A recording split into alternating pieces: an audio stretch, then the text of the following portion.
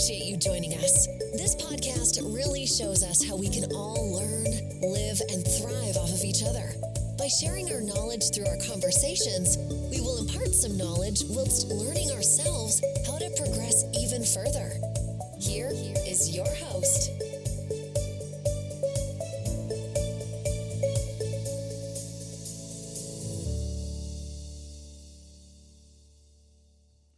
Hello, and thanks for tuning in to Mind Hostage. Today is part 2 in a 4-part series interview with Karla Soloman. Karla shares her life story and how she ultimately became the victim of human trafficking. Please listen in as she shares this tragic story and how she ultimately found her purpose in life. And I started fighting back. Like, I started elbowing him, and I remember kicking him with my legs. And I remember, I don't know what I connected with, but I guess I hurt him some way. And he loosened the grip on the belt, and I was able to break free from him. And I ran down the stairs and out the door. I didn't grab any of my stuff. My son was at my friend's house down the street. And I just started running, and I was screaming. I was freaked out. Nobody had ever been physically abusive to me until that point that I can remember. So I'm running, and I had my little flip phone in my back pocket. I pulled out my phone and I just flipped it open and I hit send, and whoever was the last person I talked to, they were fixing to get a disturbing phone call because I didn't care who it was, but somebody needed to help me. Mm-hmm. And turns out this guy that I had been not really, I don't want to say conversating with. If you want the honest truth, I started buying weed from him. So I hit the button, and when I recognized his voice, I was like, this bleepity bleep is trying to kill me. And he's like, Karla? And I'm like, yes. And he's like, where are you at? And I'm like, I'm running down the street. Like, come help me. And so he shows up, and he brings a bunch of his friends, and they got guns, and they're like all thugs and everything, and they make sure I get all my stuff out of my house, or out of his house. They make sure I get to my friends down the street with all my stuff. Right at that moment, she decided that she would let me and my son stay with her. She was going to college at Southern, and she had a little boy a little bit younger than mine, and it was just them two. So she was like, Karla, the boys can stay in a bedroom. She had a 3-bedroom mobile home, so I got the other bedroom by myself. And I stayed with her for probably over a year. And during that time, me and the guy that saved me developed a relationship. He actually started staying with me there at her house and taking care of me and my son. I didn't have to work anymore. He sold drugs. I didn't have to work. Everything was paid for like that. Everything. Bills, food, whatever. And I was enjoying this new lifestyle. I'm not going to lie. He would bring me presents. He would bring me like brand new shoes that I had never had before, ever. And, he really started to care about me, and that's what made him different from everybody else. Years later, turns out that's my husband today. So that's our romantic knight in shining armor story. He came to my rescue whenever I really needed somebody, and he turned out to be a safe place for me. Right. Regardless of, his work and all of that. That was like not even like, come on. With the lifestyle I had already lived, that was nothing, Sure. To me anyways. Maybe to somebody else, but to me that was like, that was nothing. So I get accustomed to the lifestyle of being the dope man's girlfriend. And, I always had nicer clothes and nicer pocketbooks than everybody, all the other girls and stuff like that. He just always made me up on that pedestal. But things start getting crazy in Baton Rouge. And we had gotten word from the streets, I guess you could call it, that the feds were looking for us. And the description of both of us was out there, and we stand out a lot. You know, my husband is a very tall, muscular black man with gold teeth, and I am very bubbly white girl with crazy hair that, very flamboyant and outgoing. So the word was out there. So we decided to leave. We took all the money that we had, and we moved to this little bitty town called Kerrville. Mm-hmm. And we started to make a life for ourselves here. For a while, it was all going up. It was all uphill. Everything was going good. We ended up getting in a little bit of trouble out here. I did a year in prison. He did a year in prison. All at the same time, we got in trouble together, stolen guns. So we both did a little bit of prison time. My oldest son was probably in first grade at this time. I came home and I really focused on family again and tried to pick up pieces of what, the disaster that we had created. Because obviously we had to start all over, car, house, everything, furniture, clothes, everything. So, and during the time of us being gone, my son stayed with my mom. Well, some of the same trauma that I experienced as a child, my oldest son ended up experiencing staying with my mom for that long. My mom had went from using crack cocaine to pain pills, anxiety pills, any kind of pills. And I was gone that Christmas. And I remember my son crying and crying and crying to me, telling me that his grandma was, I call it nodding off. I don't know if there's an actual term for it, but when you take too many pills and you start to fall asleep doing things, like in plain sight, and you come to all of it like 2 seconds later, and you're like, no, I got it. I'm awake, I got this. She went as far as she got so bad with the pills, that we used to sit there and watch her to see how long the ash would get on her cigarette before it fell. Mm-hmm. Like, she would sit there with her cigarettes in her hand, and she'd start to nod off with her head going down to her lap. And, halfway through, she'd jump and, she was so pick it up. Completely trashed. Exactly. Yeah. So this is what my son's seen on Christmas morning. His mom's not there. The dad that he does know isn't there. We're both in prison. And the one person that he does have is my grandma, or my mom, which his grandma, and she's passing out in the chair. She don't even know where she's at. So, some of the trauma that I experienced was also experienced by my oldest son, which he still struggles with some of that today. So whenever we did come back home, like I said, we were trying to build a better life, and which we started doing. Things actually got really good. My husband started working the oil fields. Neither of us could really do drugs because I ended up pregnant with my daughter right after I came home from prison. We both had jobs. We both were working. Yeah, I had my daughter. And then I think the doctors told me on my daughter's first birthday, I got pregnant with my son. So all of a sudden, life comes crashing at me. I have a teenager, a toddler, and an infant in the car seat. My husband is working out of town, and I'm trying to hold down a full-time job. Talk about overwhelmed. Oh, and I was also going to college full-time. So I was a general manager at McDonald's, which required a lot of, at-home work also, not just at the store. So I was a general manager for McDonald's, teenager, toddler, infant, and full-time college student. Overwhelmed is by far not even the closest word I can think of to describe my situation right there. That was like true adulting. Yes, I had to seriously adult, and you know what? I'm going to be honest, I was not ready for that. Nor did I want to. No. I juggled everything pretty good for a little while. I just couldn't find balance, and it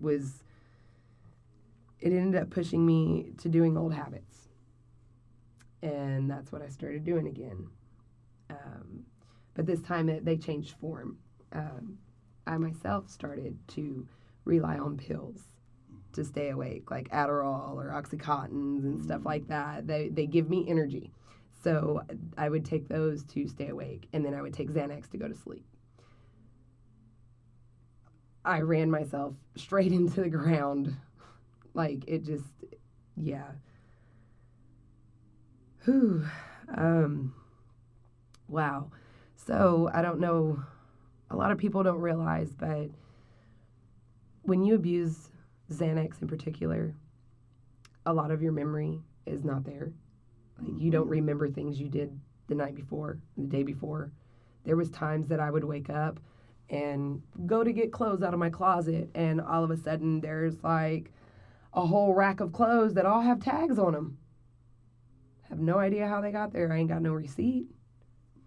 I used to go to the department stores and steal clothes I did not even remember it. I even have a charge on my record for doing that, and they have me on video, and it's clearly me. Do I have any remembrance, recollection, or memory of it? No, I do not, and I still don't to this day. So, the memory part was a lot of issue for me, because then I would try to do classes and I wouldn't remember nothing that was happening. I would go to work and be almost passed out just the same way my mom would at the computer trying to do work. Things just got really bad. On top of that, I started cheating on my husband. And eventually he found out. And that's probably when life as I knew it changed. I decided to be selfish, and I left. I packed my stuff and I left. So you were used to running from your problems. Yeah. That was normal to me. Mm-hmm. So I left my kids, all 3 of my kids, and my husband in our apartment. And I took a bag full of clothes and I left. I didn't really keep a lot of contact with my husband for a couple days, couple weeks, maybe a week. I just wouldn't talk to him every time. He'd blow my phone up, but I would not talk to him. I wouldn't answer it, or I'd just let it ring, whatever. So he kept trying to get me to come home, and I didn't want to go. I wasn't ready yet. And so he ended up taking my 3 kids, because he couldn't pay rent by himself. After about a month of him begging me to come home, he took off back to Baton Rouge. He went to go stay with his mom because he didn't have anywhere to take care of my kids, honestly. And I was so selfish and focused on myself and my wants and needs, I didn't even care. How sad is that, I didn't even care. So after I found out that my husband took off with my 3 kids, like the concerned mom that I seemed to be at the time, eye rolling for those that can't see, I was appalled. I was like, you're going to take my kids and leave the state? Like, I freaked out, And I think the main reason that I freaked out is because when he did that, it kind of opened my eyes like, oh no, like I really might lose my kids and, like not be in their life.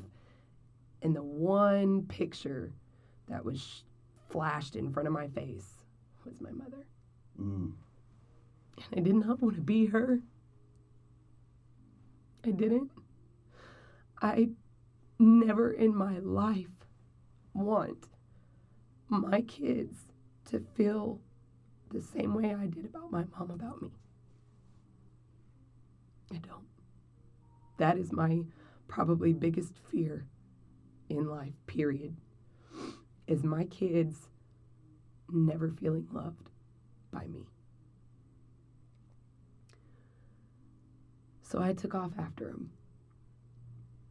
I tried to fix things with my husband. I moved in at his mom's house. We were staying in one bedroom, all of us, except my oldest. My oldest was staying, he was like, I'm not staying over here with all y'all. He's like, I'm going to my aunt's house. Mm-hmm. My husband's family for my son became his family. Even though my husband was not his dad, my husband's family, when me and my husband got together, that was his family too. Like right now, my son is at LSU because it's close to my husband's family. Right. You get what I'm saying? Yeah. So that's his family too. He was able to grow up in an environment with other kids his age that had also been through, not really the same similar situations, but it's tough living out there. I'm not going to lie. Mm-hmm. Especially whenever you don't have a lot of money and there's a whole lot of people in the family. I think my husband is like the oldest of 11, and then all of like my mother-in-laws, all of their kids have kids, and some of those kids have kids. So it's a very big family. But one of the things that a lot of people don't understand if you haven't grown up in an environment, and I kind of have. I grew up, in my younger years, dealing drugs, both in the barrio from where I grew up on the Mexico border, and then kind of in the ghetto, if you will, in the projects of a very large metropolitan area. And it's a different lifestyle. I mean, the life as most people know it, kind of middle America, it's really hard to grasp the what's normal to you is not what's normal to people who are poverty-stricken maybe, or that grow up on the streets. Yeah. There's a different set of rules. There's a different norm. It is very normal to wonder if you're going to eat dinner that night. It is very normal to see many members of your family afflicted by addiction,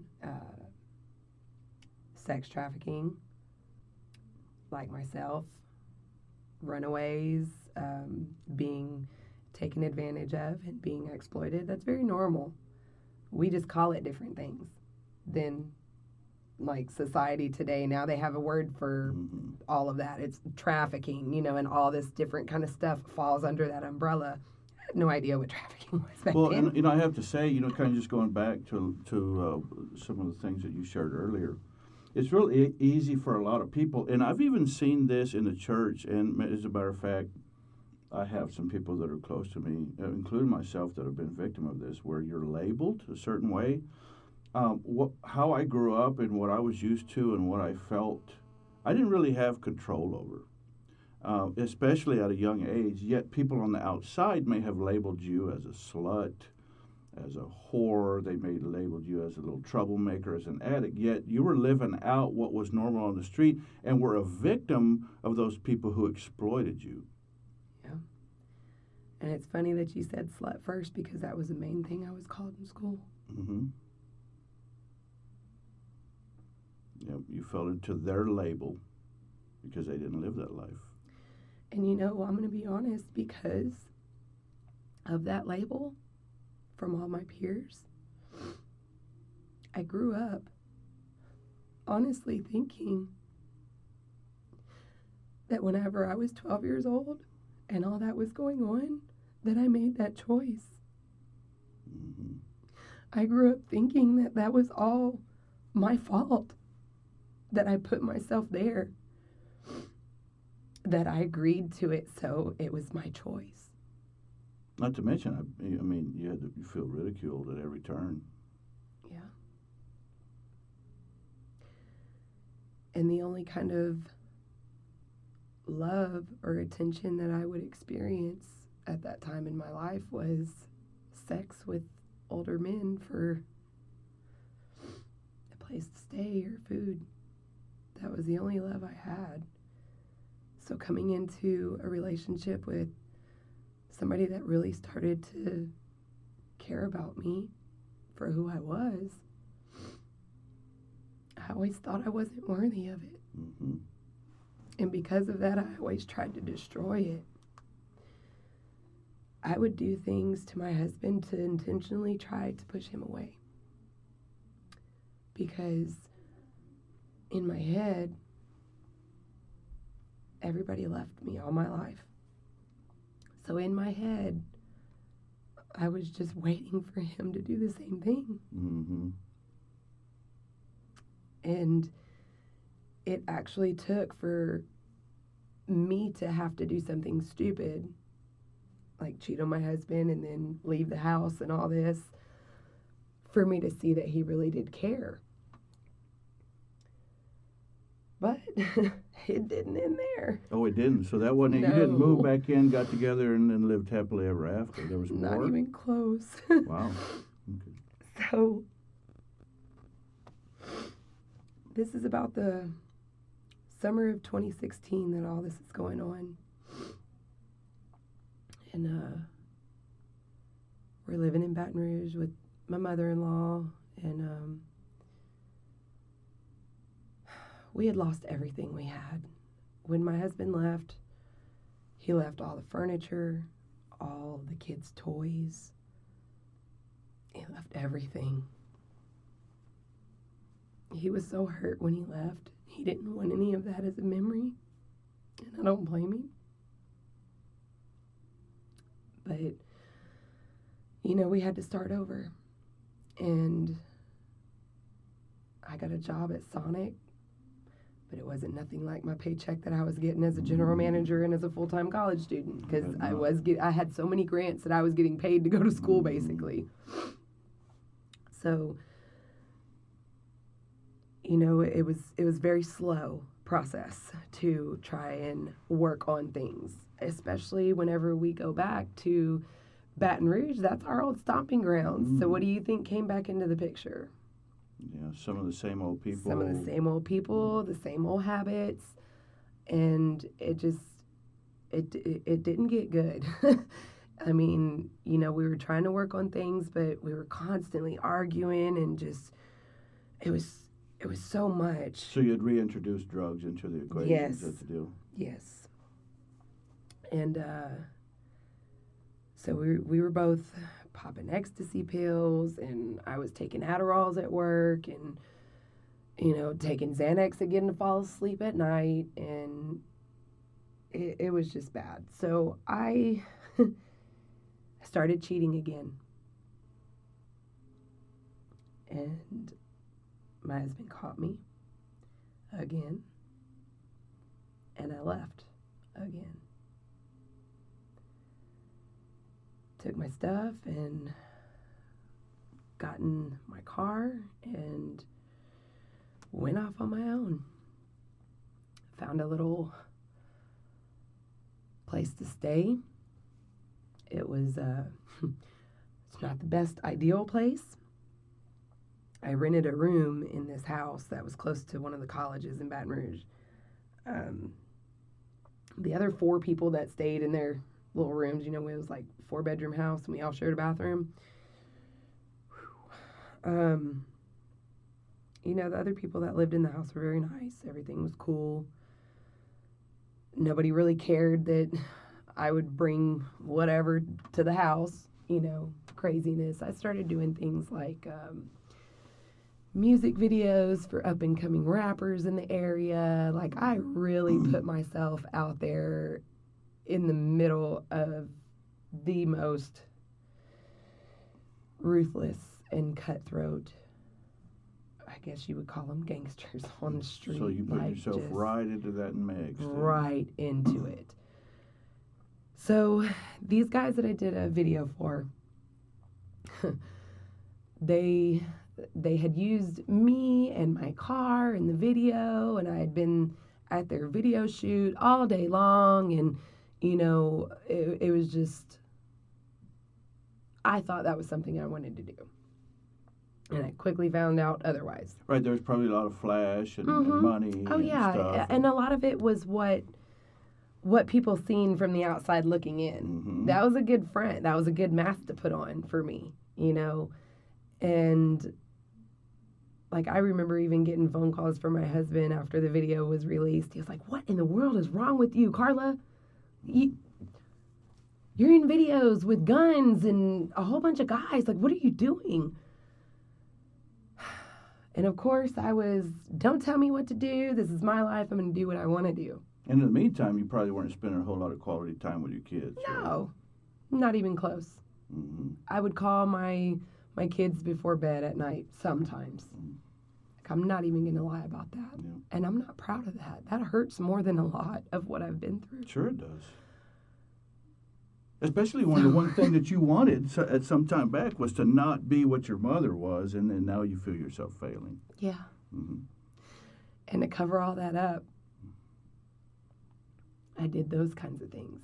It's a self-perpetuating Yeah. cycle. Yeah, it is. So I got to explain how I got in the situation of hiding, of really hiding. Same guys I did the video for, after the video shoot was done, they all get into my car. "What are y'all doing? Like, y'all ain't coming with me." And it's really weird how this one situation happened.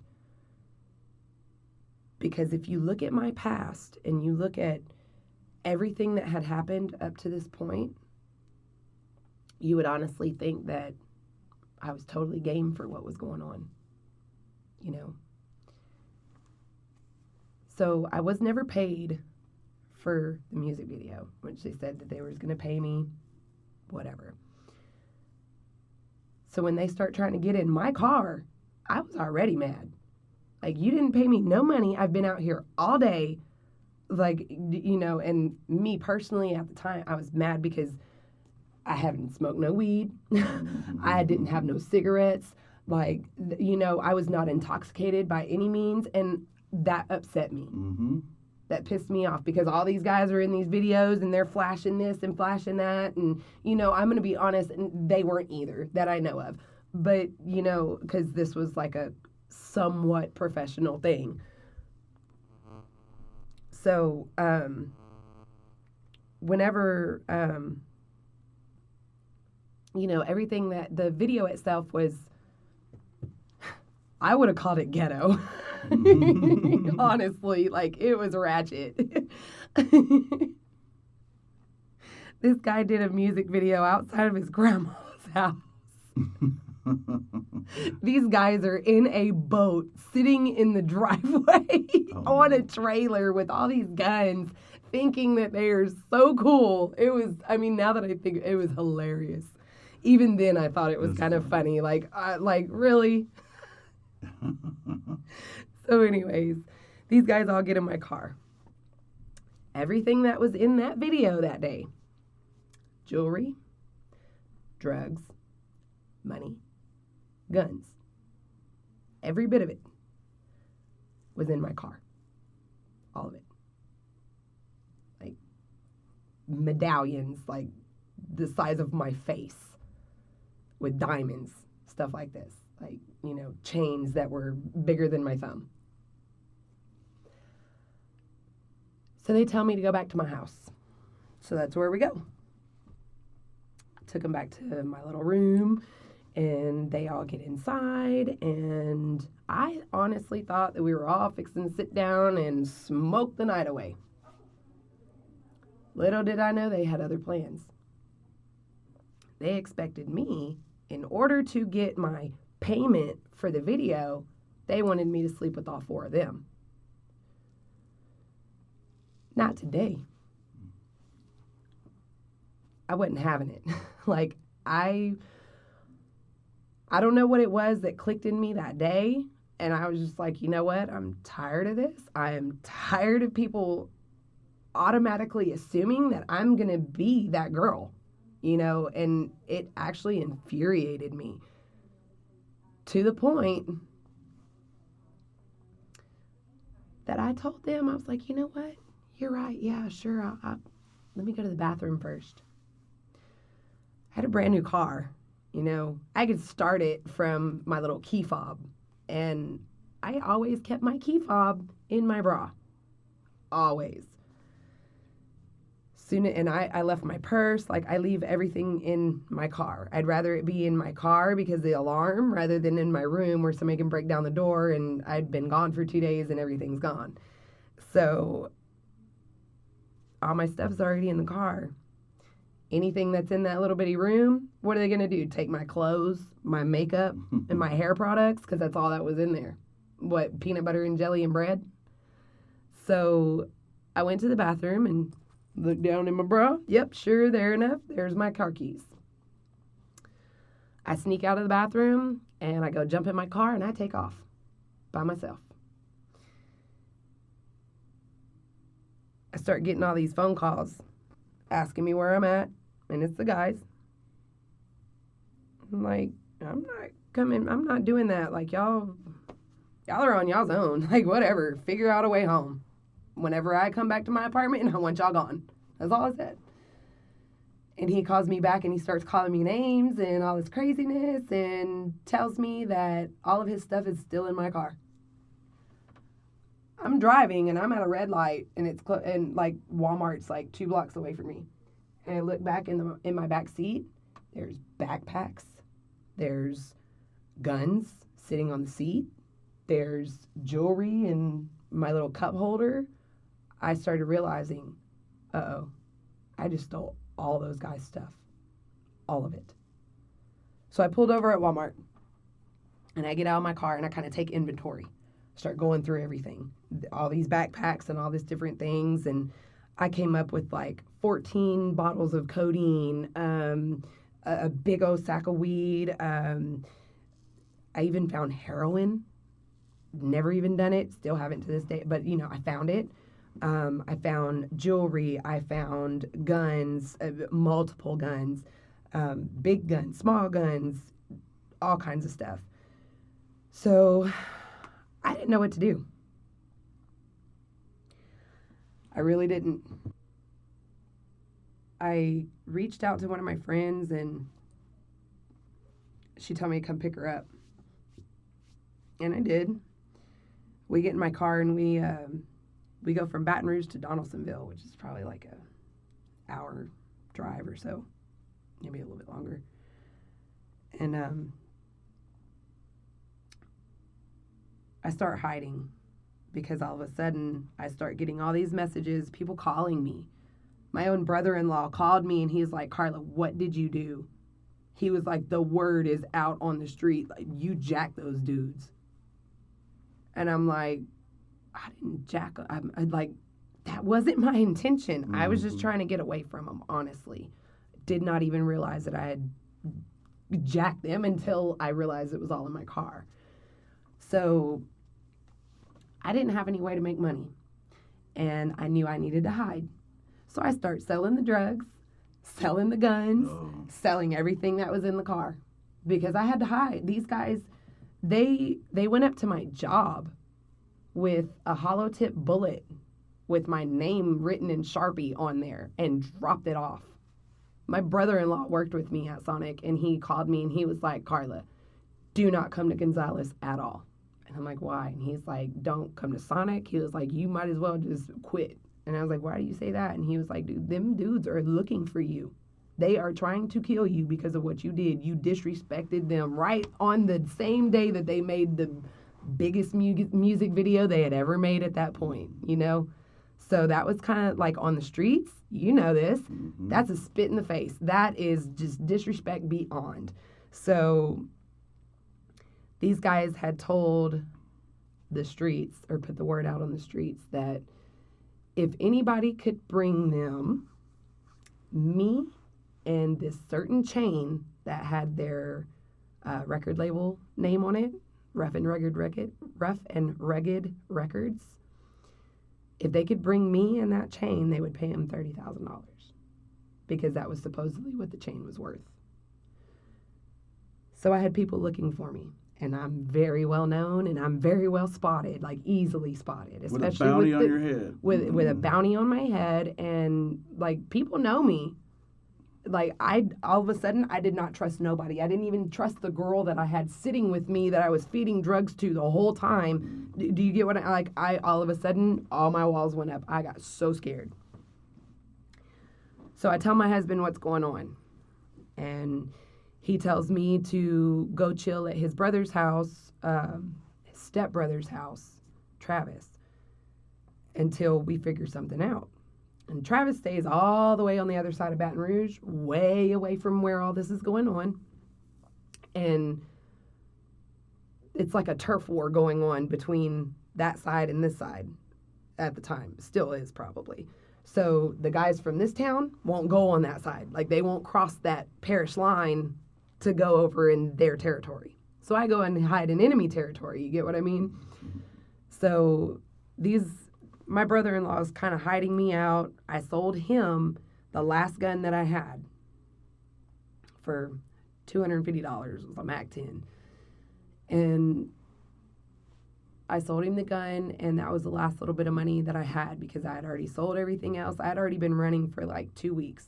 So every bit of money I did have was going towards food, gas to drive around, and a place to sleep at night. Hotels, mainly. So me and Travis were riding in my car one night, and I was scared to drive because I did not want somebody spotting me. So I would always sit in the passenger side with the seat laid way back and, like just kind of looking barely out the very small crack in the window at the bottom, just barely looking over so that nobody would see me. So I was hiding for real. So Travis told me, he was like, well, I'm going to pick up one of my homeboys. And I was like, I don't want nobody in the car. And he's like, no. Like, seriously, Karla, he's going to fix one of my tattoos. And I was like, yeah, but you know my situation. Why would you? I don't want nobody in the car. And he kept telling me, like a little bit about the guy. Like, no, his name's Fat. Like, he's real cool. He don't even like going back to that town. Like, he stays on this side now. And when he told me that, I was like, oh, okay. Because I knew he was from over there on the other side. Mm-hmm. Or that's what he had told me. He was like, yeah, he's from Donaldsonville too. And I was like, wait a minute. He was like, no, he stays over here now. Oh, okay, gotcha. I understand that. So he goes to these apartments, and this guy gets in the back seat.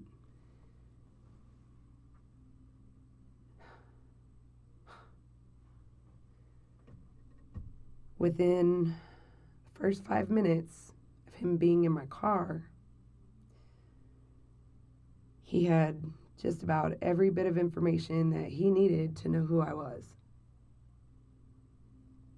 I was sitting in the front seat in the passenger side, still kind of slouched down, and he was sitting behind me. And I didn't know this guy, never had met him. But he was looking over my shoulder, like looking over the seat, watching me on my phone. And I was on Instagram, like just scrolling on Instagram, double tap that and just looking at pictures and stuff. And I hear him say, wait, go back. Huh? He was like, go back to that other picture. And by this time, he's like really close to me over the seat, like with his head at the top of the seat. And he's whispering to me so that Travis can't hear. And he's like, yeah, that one, that picture. Your butt looks really cute in that picture. Huh. And then he sits back and doesn't say anything. And then he leans up a couple minutes later. He's like, hey, what's your Instagram name? I told him. He just gave me a compliment. You're going to put all these nice compliments out there on social media? Yeah, I'm going to give it to you. This is my Instagram. Oh, by the way, this is my Facebook. You want my phone number too? Like, I'm just willingly giving all of this information to this man that I don't even know because he showed a little bit of attention to me. So he figures out that who my husband is. He figures out that I have kids. figures out, we're not together. And then he puts the two and two of who I am and what I've done and why my name sounded so familiar to him. Mm-hmm. Everybody's talking about me. Everybody's looking for me. And I got scared. And I was like, please don't call them. I started getting scared. I thought that once he put two and two together, he was about to make a paycheck off of me. Mm-hmm. He was about to make a paycheck, but it wasn't nowhere near $30,000. It was a whole lot more. He told me, he's like, no. He was like, do you need help? What? Mm-hmm. Nobody's ever asked me if I needed help. Are you serious? So I was like, yeah, I really don't have anywhere to go. I'm hiding. I don't want to be hurt. I'm just ready for all of this to be over. So, I just wanted everything to stop. I was tired of running. I was tired of trying to stay up on drugs, to be on the alert for somebody to come and kill me. The picture that I had in my head was my head on a platter. Honestly, that's what these guys wanted. And I was just waiting to meet the right person that had the balls enough to do it. And I thought that was going to be him. No, he told me that he wanted to help me. So he takes me to his house and lets me sleep there. He started to build a relationship with me.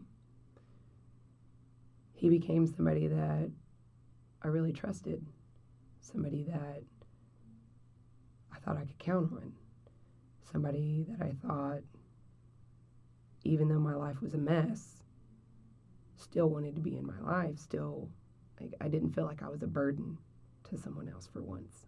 I'd always felt that way growing up. It's I passed around to family members, stuff like that. I felt like I was a burden to everybody. This guy didn't make me feel that way.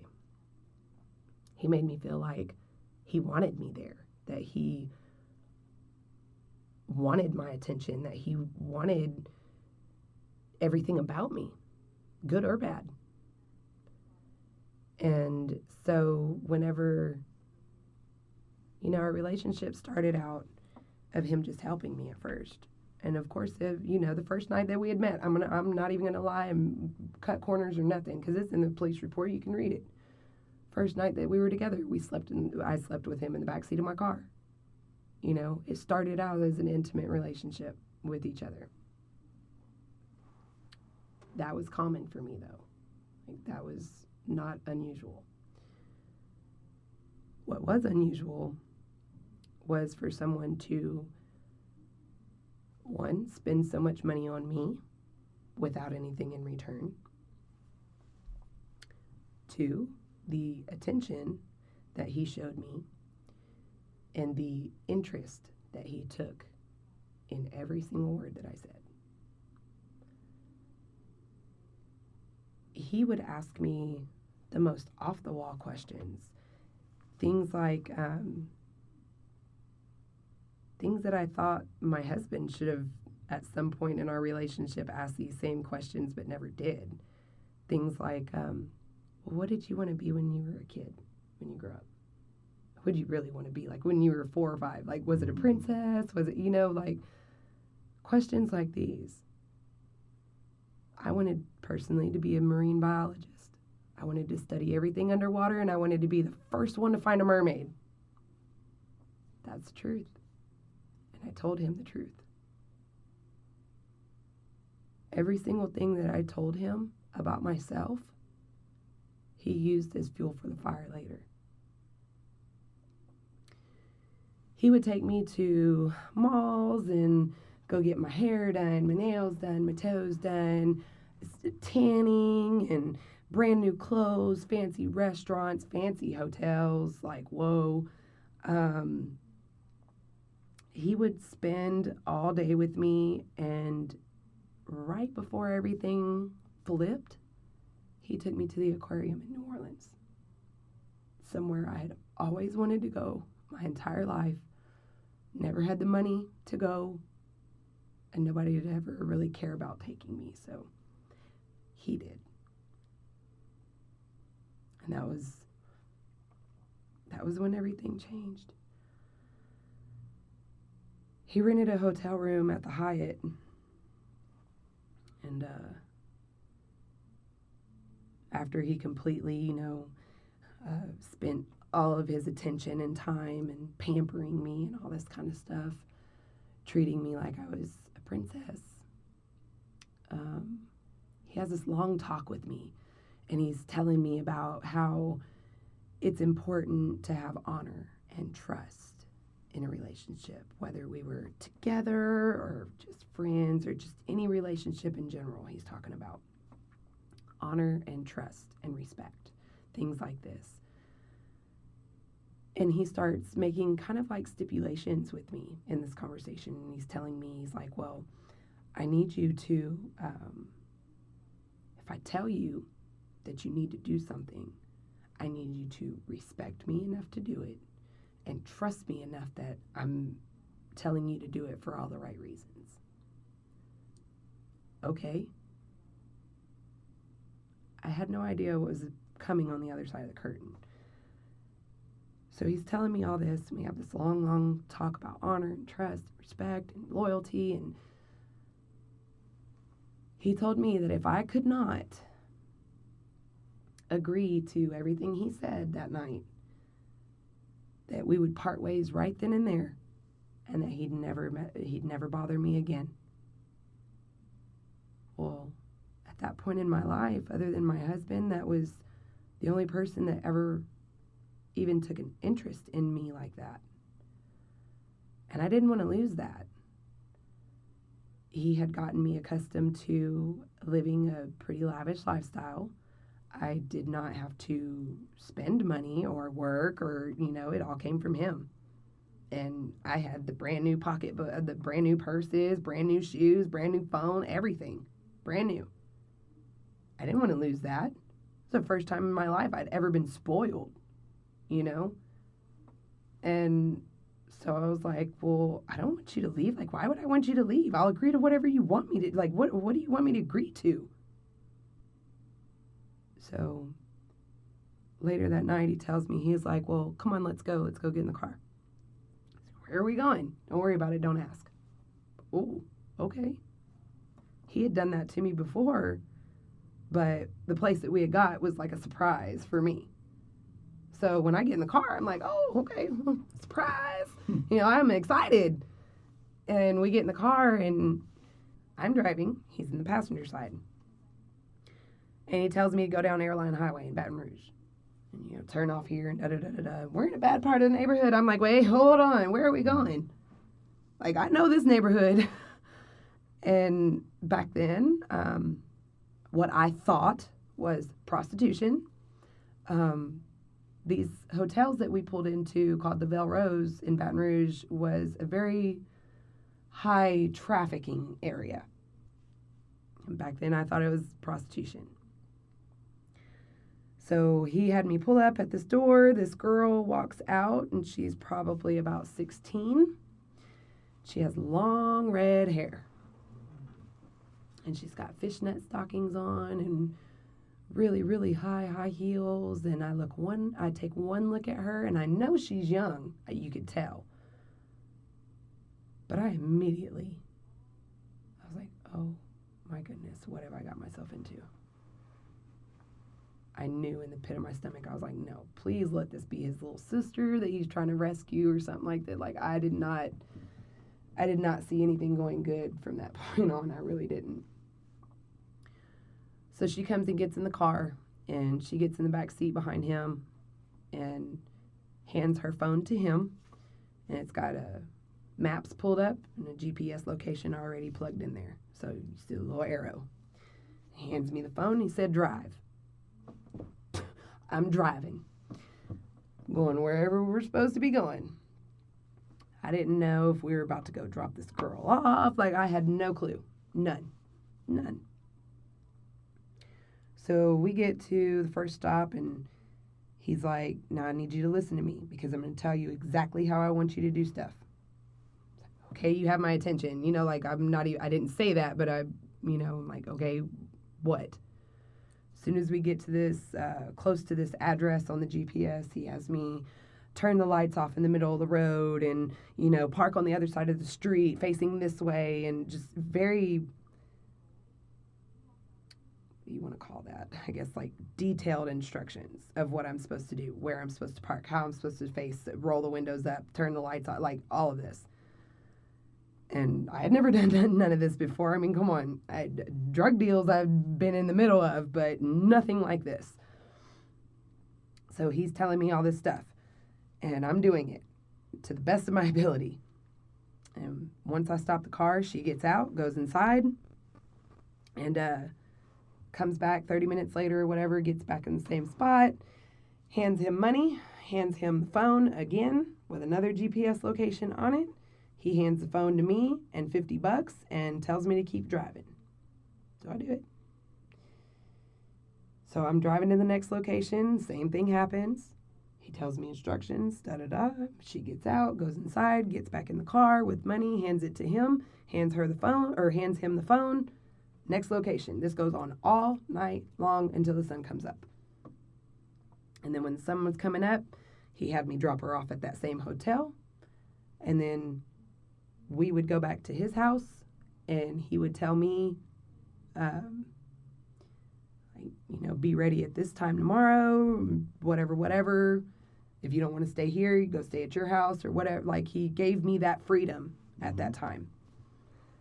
But he told me, you need to be here tomorrow at 4 o'clock to pick me up. Okay.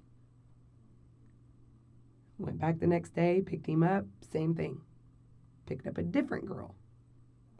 But the same thing happened all night long until daybreak. And there was even, I think, a time that we went and stopped back by that same hotel, paid for another night, and she gave him more money from, I guess, whatever she was working out of the hotel. So all of this goes on like this for, I want to say about a week, maybe longer. And the redhead is with us again. And we drive way, way, way out to Covington, which is like an hour and 45-minute drive one way just to get there, one way. Way out of the way, way in the middle of nowhere. And she goes, we park. She goes inside the house. She comes back kind of fast. And she doesn't have any money this time. So I have no GPS location. I don't know where I'm at. He just tells me to drive. So I listen. We find our way back to the interstate. We get on I-10, and we start heading back towards Baton Rouge. When we got to Houma, Louisiana, which is kind of in the middle point, it's kind of right before the Pontchartrain bridge. So it's on the other side, so that's like where it's all swamp. He had me pull over at this little abandoned, like, it's not really a rest stop. I would really call it a fishing hole now, I guess, right up underneath the bridge. It's like just a slab of concrete. Oh, yeah. And a lot of people go out there to go fishing because, it's deep water right there. So he made me park the car under the bridge, turn the lights off. And he gets out of the car, and he walks around and gets her out of the car by grabbing her and jerking her out. And I guess she knew what was about to happen, because as soon as he opened the door, she starts screaming, "No, no, no, no, no, no, no, no, no."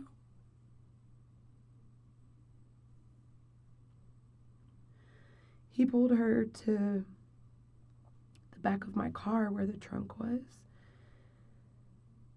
And he told me to stay in the car before he shut the door. So I'm sitting at the steering wheel with both of my hands on the steering wheel, and I'm watching him in my rearview mirror And all I can hear is her screaming, and I can hear his fist connecting with her body. We appreciate you tuning in to today's episode and hope you'll tune in for part 3 of this 4-part series where Karla shares her story in an effort to shed light on this tragic industry. Again, you can reach the show by emailing us at themindhostage@gmail.com, or you can visit our website at www.mindhostage.com.